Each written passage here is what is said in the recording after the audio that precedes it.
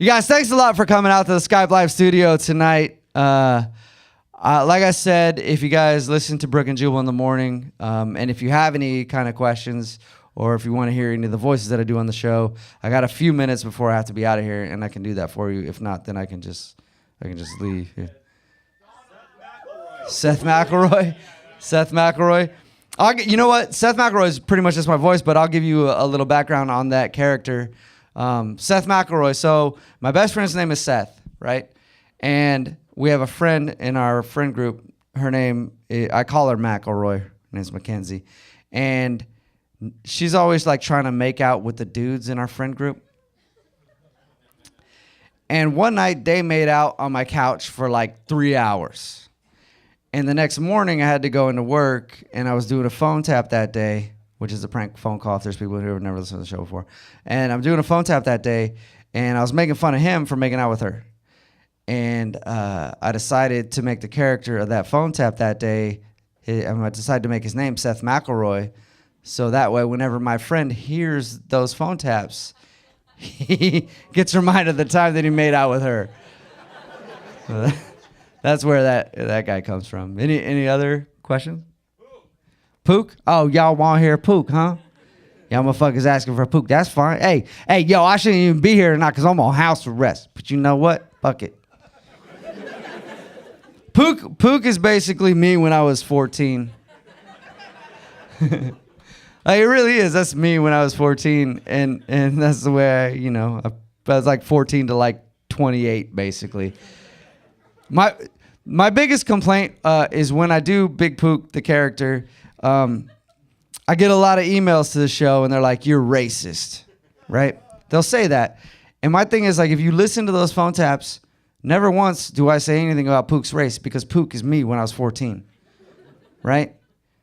And my problem is like, you know what? If you think that Pook is black, and you think every black guy talks like that, then you're the fucking racist, not me. Like, it pisses me off. Like, that's me when I was 14. Relax. And everybody I've known ever on house arrest has been a white dude, by the way. So,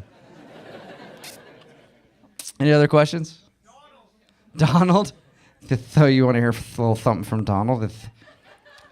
So, like, I wasn't gonna come here tonight, but my mom was like, "It's gonna be super cool, so you should just definitely just go hang out and then like see what's up." And it's awesome sauce. Like, I enjoyed it. It's pretty sweet. Like, I had like a vodka soda, and now I feel like so buzzed. I'm gonna go to the strip club and like just like throw ones on strippers and make it rain. It's like maybe spit on them because I have a lisp. There's really no story behind Donald other than I just thought that was a funny character. Any other characters or anything? Christian? Oh, seriously? You want to hear about Christian? Yeah? You're going to fucking ask for me? Like, no, I asked for you, okay? Like, there's nobody that ever gets to request me like that. Like, I just come out. Like, I am so offended right now. Seriously? I'm fucking not even drunk. This sucks. Christian, he's just a sassy guy, just a sassy, fun guy. But I do like the like a little bit of like behind the scenes on Christian is I grew up in a very religious household. Both my parents are ministers. And right when I started doing that character on the radio was like at the height. I mean, it's still kind of a thing, but like at the height of like no gay dude should get married because it's a sin. So I was just like, hey, let's make a super gay guy and name him Christian. I think it'd be ironic. That's why I did that. Any other questions on characters or anything? To Miguel. You want in the twos, in the threes, you want in the Miguel's, in the pizzas, in the catfish, in the fours, in the twos, in the threes. Yes. Miguel is basically my best friend's dad when I was in high school. I love that guy, man. Like, he didn't speak a lick of English, but he tried his ass off.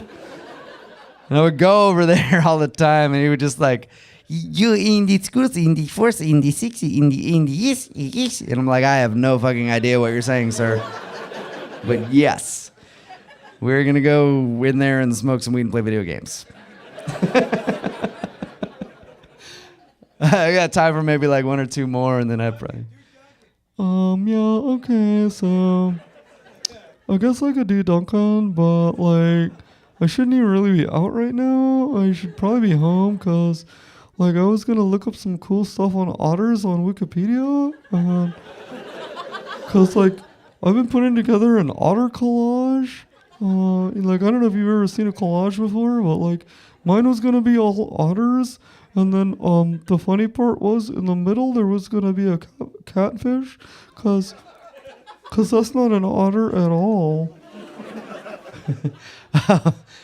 The Duncan character started. He's just like a really awkward guy, but it started just because one day we were on the air and for whatever reason I was like starting to talk about something, and I don't know. I just came out of, we were like playing a song, and like the song ended, and it came out of the song, and I was just like, hey guys, and everybody in the studio was like, what are you doing? And I was like, I don't know, I'm just gonna talk like this. So, all right, I'd probably like one more.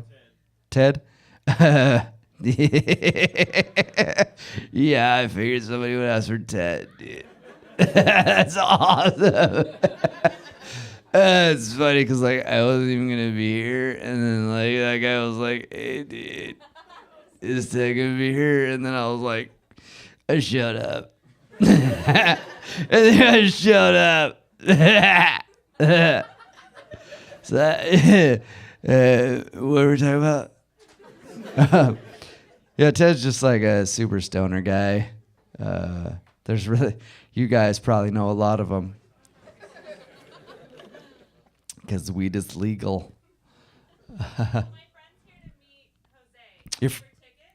Your friend's here to meet Jose, and I gave her tickets? Oh, okay. Yeah. Oh, actually, you know what I want to do? You know what? I want to do something, you guys. So they can't even hear me back there because they're talking.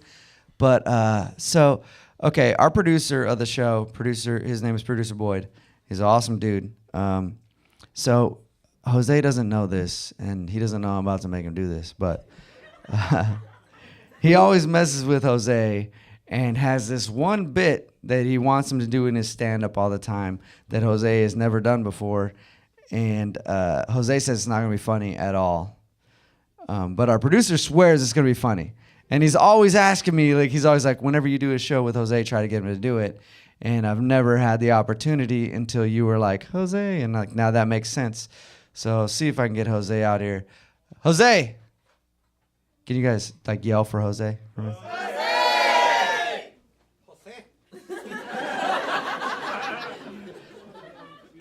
I don't even think they heard it. Jose! No, see, they're not.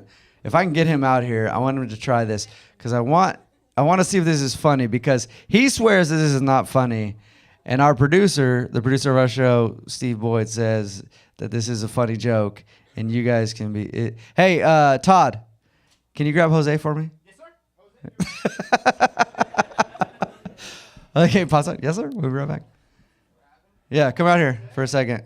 Give it up for Jose Bolaños, you guys.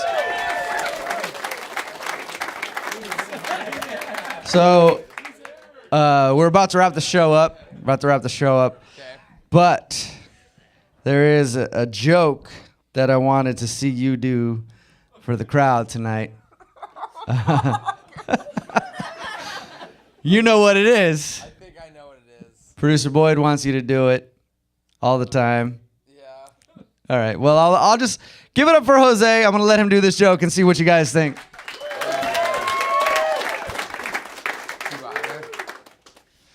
Okay, well, here's a joke that my producer absolutely loves and everyone else fucking loves and I hate. Let's just get this shit over with, okay? I'm fucking hammered right now. All right.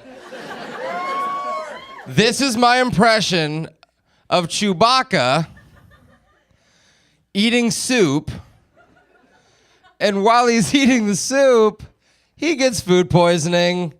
Okay, here it goes. And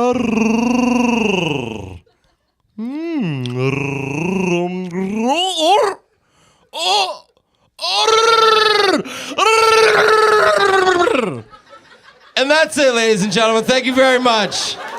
They loved it too, man. I don't get it. Give me over Jose Bolaños. We'll end it on that. Thank you guys for coming out.